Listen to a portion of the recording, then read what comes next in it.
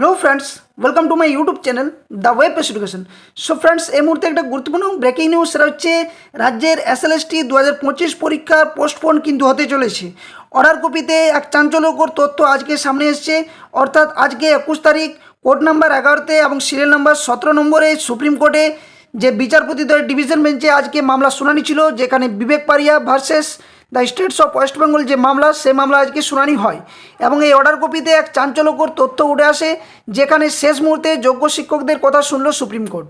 তো এক্ষেত্রে নতুনদের জন্য দুঃসংবাদ, এবং যারা 2016 সালের যোগ্য শিক্ষাকর্মীরা রয়েছেন তাদের জন্য একটা ভালো বা গুড নিউজ এই অর্ডার কপিতে দেওয়া হয়েছে।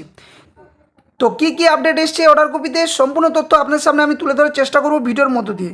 তো যারা চ্যানেল নতুন আছেন অবশ্যই বলবো চ্যানেলটি সাবস্ক্রাইব করুন এবং পাশে থাকা বেল নোটিফিকেশনটি অবশ্যই অন করুন, যাতে করে এই ধরনের সমস্ত news update, case update notification আপনাদের সামনে তুলে ধরতে পারি।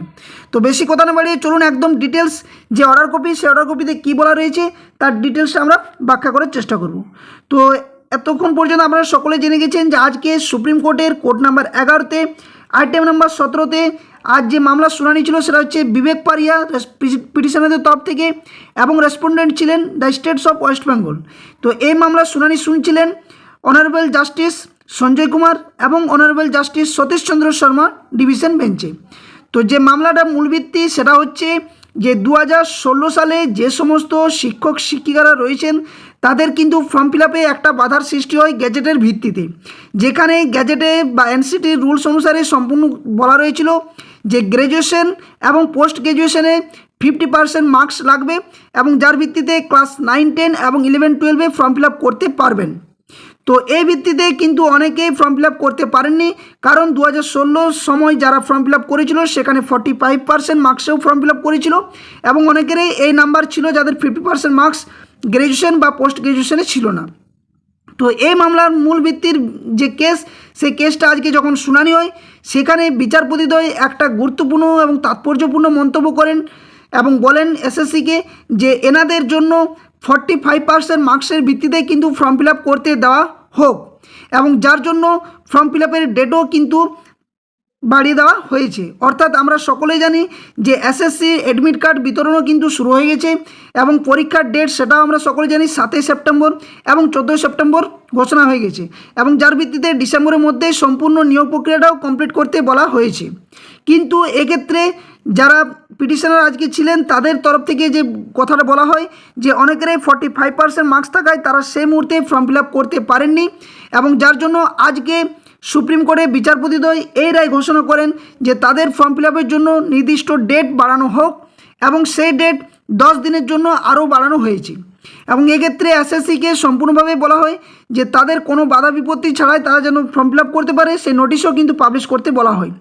তো অর্ডার কপিতে কী তথ্য উঠে এসছে তার ডিটেলস আপনাদের সামনে তুলে ধরার চেষ্টা করব। তো আমরা এই যে সেকেন্ড প্যারা সেখানে যদি যাই, আমরা বুঝতে পারবো যে we direct that in the meanwhile all selected and appointed untainted candidates, অর্থাৎ যে সমস্ত যোগ্য শিক্ষাকর্মীরা রয়েছেন, এখানে বলা রয়েছে যে আমরা সকলে জানি যে যারা যোগ্য শিক্ষক শিক্ষিকারা who were permitted to be continued in service till 31 December 2025, অর্থাৎ বলা রয়েছে যে 31 ডিসেম্বর 2025 পর্যন্ত তারা সববহালে চাকরি করতে পারবেন। এটা কিন্তু আমরা আগে জানি বলা রয়েছে shall be allowed to participate in the fresh selection process, এবং তারা কিন্তু এই যে নতুন যে ফ্রেশ সিলেকশন প্রসেস সেখানেও কিন্তু অংশগ্রহণ করতে পারবেন without instating upon their complying with the newly introduced eligibility criteria of securing 50% minimum marks in graduation and post graduation under the West Bengal School Service Commission selection appointed post, যেখানে 11, 12 এবং 9, 10 এর জন্য। অর্থাৎ এখানে বলা রয়েছে যে আমরা সকলে এক্ষেত্রে বলছি যে এসএসসি যে নতুন গ্যাজেট বা নতুন যে এলিজিবিলিটি ক্রাইটেরিয়া, সেখানে 50% মার্কসের কথা বলা রয়েছিল, যেখানে গ্র্যাজুয়েশন এবং পোস্ট গ্র্যাজুয়েশনের ক্ষেত্রে। কিন্তু এক্ষেত্রে একটা আজকে নির্দেশ দেয় যে অনেকেই 2016তে যারা চাকরিরত যোগ্য বা টেন্টেড ক্যান্ডিডেট ছিলেন, আনটেন্টেড ক্যান্ডিডেট ছিলেন, তাদের কিন্তু 50% মার্কস নেই, অর্থাৎ 45% যে মার্কস, সেই মার্কসের কথা কিন্তু আজকে যখন কোর্টে তোলা হয়, তখন কিন্তু বিচারপতিদ্বয় এই নির্দেশ দেন এবং তাদেরকে 45% মার্কসের ভিত্তিতেই কিন্তু ফর্ম ফিল আপ করতে বলা হয় এবং এসএসসিকেও এই নির্দেশ দেওয়া হয়। এখানে বলা হয় শেষ লাইনটাতে, the last date for submission of application in so far as such candidates are concern shall stand extended by 10 days। এবং এক্ষেত্রে বলা হয় যে তাদের জন্য কোনো বাধা বিপত্তি ছাড়াই 10 দিনের জন্য আরও ডেট বাড়িয়ে ফর্ম ফিল আপ করতে দেওয়া উচিত বা হোক, এটা নিয়ে প্রথমতই নির্দেশ দেন।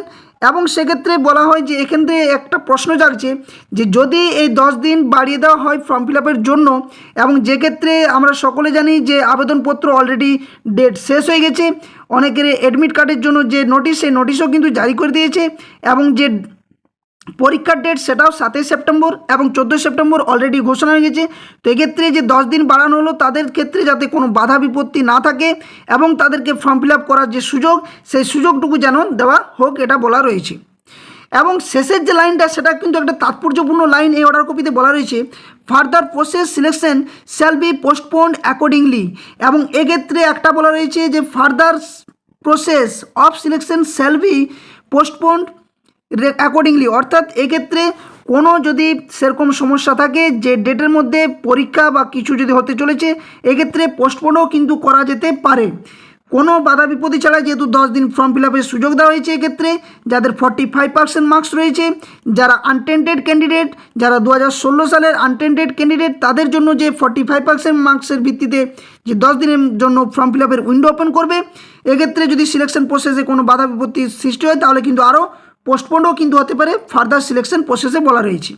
এবং এখানে স্যালবি বলা রয়েছে যে পরবর্তী ক্ষেত্রে এটা নিয়ে যদি সমস্যা তৈরি হয় তাহলে অবশ্যই সেটা পোস্টপোন হতে পারে। তো এই মুহূর্তে দাঁড়িয়ে কিন্তু এই নিউজটাই বা এই অর্ডার কপিতে এটাই বলা রয়েছে যে এখনও পর্যন্ত পোস্টপোনের কোনো কিছু সেরকম সম্ভাবনা নেই, তবে যদি প্রয়োজন পড়ে তাহলে অবশ্যই এই সিলেকশন প্রসেস যে 7 সেপ্টেম্বর এবং 14 সেপ্টেম্বর পরীক্ষার ডেট ঘোষণা হয়েছে, সেক্ষেত্রে পোস্টপোনও কিন্তু হতে পারে বলে জানা যাচ্ছে অর্ডার কপির মধ্য দিয়ে।